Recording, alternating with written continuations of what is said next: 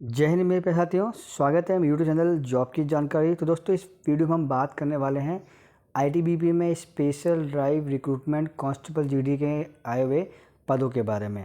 तो सबसे पहले जाते हैं दोस्तों हम आईटीबीपी की ऑफिशियल वेबसाइट में।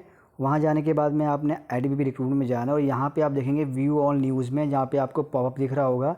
यहाँ पे जब हम क्लिक करेंगे दोस्तों, तो यहाँ पे आपको देखने को मिलेगा कि डिफरेंट स्टेट के अंदर में रिक्रूटमेंट ड्राइव निकाली गई है। जैसे कि आप यहाँ पे देख रहे हैं, पहला है लद्दाख, उसके बाद में है border district of Himachal Pradesh, border district of UT Ladakh, Arunachal Pradesh, Sikkim और उत्तराखंड। ऐसे अलग अलग स्टेट के अंदर में आपको रिक्रूटमेंट ड्राइव देखने को मिल जा रही है। तो ये गुड न्यूज़ है उन कैंडिडेट के लिए जो फ़िलहाल इन डिस्ट्रिक्ट से बिलोंग करते हैं। आईटीबीपी अपने लेवल पे, यानी कि जैसे कांस्टेबल जीडी की वैकेंसी निकलती है तो एसएससी जीडी लेती है, लेकिन यही जो ड्राइव चलने वाला दोस्तों, ये ड्राइव होगा कांस्टेबल जीडी, जो कि आईटीबीपी जो है इसको लेगी। आपने जाना है और जा कर के वहाँ पे अपना पहले रजिस्ट्रेशन करवाना है। उसके बाद में जो चीज़ें एसएससी जीडी में होती हैं सेम चीज़ें आपको यहाँ देखने को मिल जाएगी। तो सबसे पहले मैं आपको किसी भी एक जो भी डिस्ट्रिक्ट बाउंड्री है वहाँ की जो वैकेंसी आई है उसको नोटिफिकेशन दिखा देता हूँ कि क्या क्या वैकेंसी है। अगर मैं पूरी वैकेंसी दोस्तों बात करूँ तो फ़िलहाल पूरी वैकेंसी मिला कर के 620 पर यहाँ पे आपको देखने को मिल जाएंगे। यहाँ मैं पूरी वैकेंसी की बात मतलब कि यूटी लद्दाख हो गया, हिमाचल प्रदेश हो गया, अरुणाचल, सिक्किम, उत्तराखंड, इन सब की बात कर रहा हूँ। एक स्पेसिफिक अगर किसी चीज़ की हमको देखना चाहते हैं तो फॉर एग्जांपल देखिए, हमारी यहाँ पे मैंने जो एक सिक्किम वाला जो है नोटिफिकेशन डाउनलोड कर लिया था, उसमें क्या क्या चीज़ें रहने वाली हैं उसके बारे में हम एक बार गो थ्रू कर लेते हैं, जिससे कि आपको एक मोटा मोटा आइडिया मिल जाएगा। जैसे कि आप देख रहे हैं यहाँ पे इसका नोटिस आउट कर दिया गया है। इसके अंदर में पे स्केल जो एसएससी जीडी कांस्टेबल की पे स्केल होती है 21,700 से 69,100 उतना रखा गया है। इसके बाद में वैकेंसी जो है ओनली ये सिक्किम के लिए निकाली गई है। तो सिक्किम के जो बॉर्डर डिस्ट्रिक्ट है मंगन, गंगटोक और पैक्योंग, यहाँ पे मेल कैटेगरी में 158 वैकेंसीज़ हैं और फीमेल कैटेगरी में 28, यानी कि 186 वैकेंसीज अकेले आपको सिक्किम स्टेट में देखने को मिल जा रही है।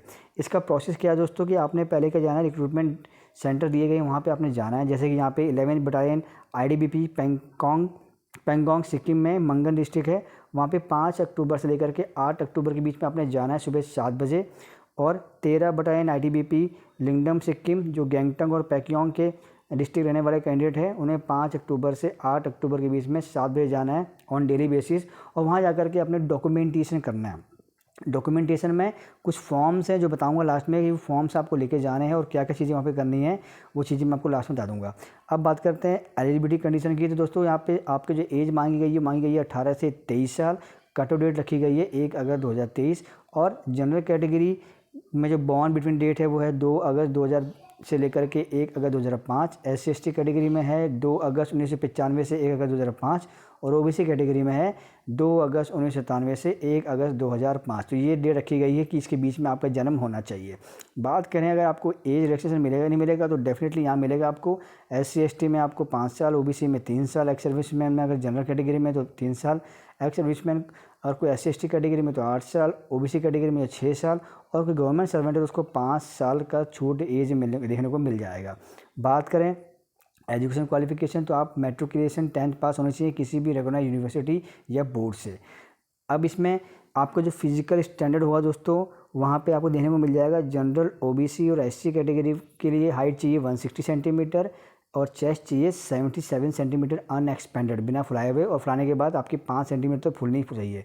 इसके अलावा अगर कोई ऐसा कैंडिडेट है जो कि बिलोंग करता है शेड्यूल ट्राइब से, तो उन्हें 3 सेंटीमीटर की छूट है। मेल कैटेगरी को 157 सेंटीमीटर हाइट चाहिए और 1 सेंटीमीटर की छूट है चेस्ट में, यानी कि 76 सेंटीमीटर उनको चेस्ट चाहिए।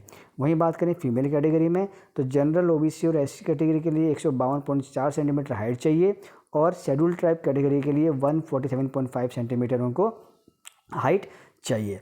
अब दोस्तों बात करते हैं मेडिकल स्टैंडर्ड। तो मेडिकल स्टैंडर्ड में आपकी आंखें, आपका हर एक चीज़ जो है बॉडी फिटनेस आपका परफेक्ट होना चाहिए। एप्लीकेशन फ़ीस यहाँ पे एक आपको नॉमिनल चार्ज यानी कि 100 रुपये का फ़ी आपको पे करनी होगी, जो कि जनरल, AWS और OBC कैटेगरी के लिए होगी।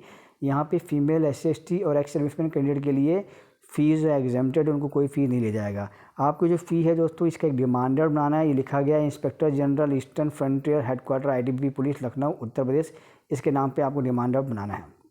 अब दोस्तों हम बात करते हैं कि इसका सिलेक्शन प्रोसेस क्या होगा। तो सबसे पहले आपको करवाना है रजिस्ट्रेशन जो मैंने आपको डेट दी गई थी जहाँ पे आपको रिपोर्ट करना था, वहाँ जाना है आपने। दोनों की डेट थी 5 अगस्त से 8 अगस्त, सुबह 7 से लेकर शाम के 4 बजे के बीच में।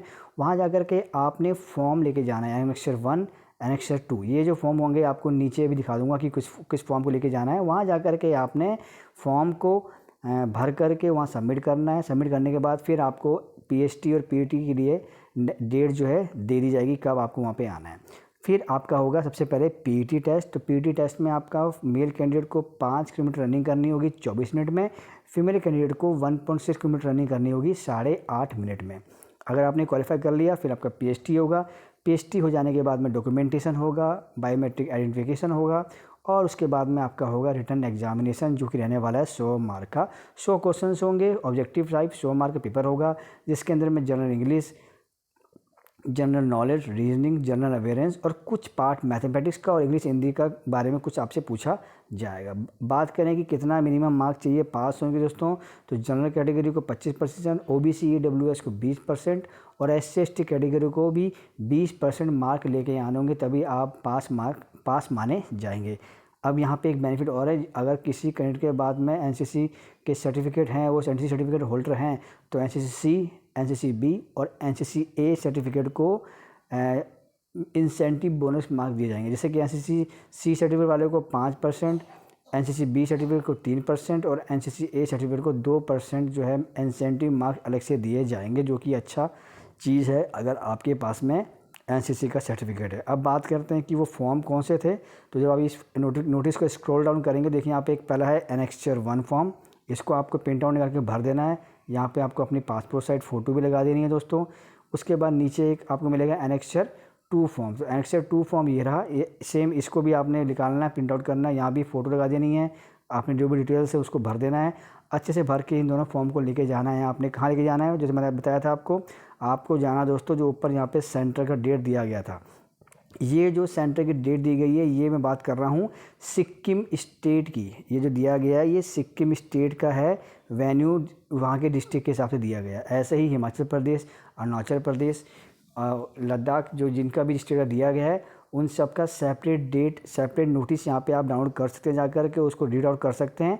बाकी रिक्रूटमेंट प्रोसेस जो होगी वो सेम होगी, उसमें कोई चेंजेस नहीं होगा, सब कुछ सेम रहने वाला है, बस डेट हो सकता है कि आपकी चेंज हो जाए। इसके अलावा इन बॉर्डर डिस्ट्रिक्ट, इन स्टेट के अलावा और भी वैकेंसीज अभी आ सकती हैं, तो बने रहिए मेरे चैनल के साथ में। जैसे ही कोई अपडेट आएगी मैं अपने चैनल के माध्यम से आपको इन्फॉर्म कर दूंगा। आप समय रहते हुए जाइए अपने रिक्रूटमेंट सेंटर में और फॉर्म को अप्लाई कर दीजिए। कह सकते हैं कि ये एक तरह की ओपन रैली का ही जो है भर्ती कह सकते हैं। आपने जो डेट दी गई है वहाँ पे अपने डॉक्यूमेंट लेके जाने हैं, डॉक्यूमेंट का वेरिफिकेशन करवा लेना है, एनेक्सर 1 एनेक्सर 2 फॉर्म को भर के लेके जाना है और उसके बाद में जब आपका डॉक्यूमेंटेशन सब कुछ ठीक हो जाएगा तो आपको पीएचटी के लिए एग्ज़ाम के लिए डेट मिल जाएगी। दोस्तों फ़र्क इतना ही है कि कांस्टेबल जीडी का जो पद निकलता है उससे एसएससी कंडक्ट करती है, लेकिन यहाँ पे आईटीबीपी वैकेंसी निकाली गई है जो कि कांस्टेबल पद ही है, बस इसे आईटीबीपी ही जो है कंडक्ट करेगी।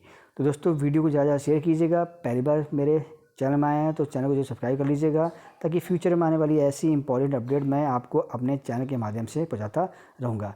मिलेंगे नेक्स्ट अपडेट के साथ में, जब तक के लिए जय हिंद।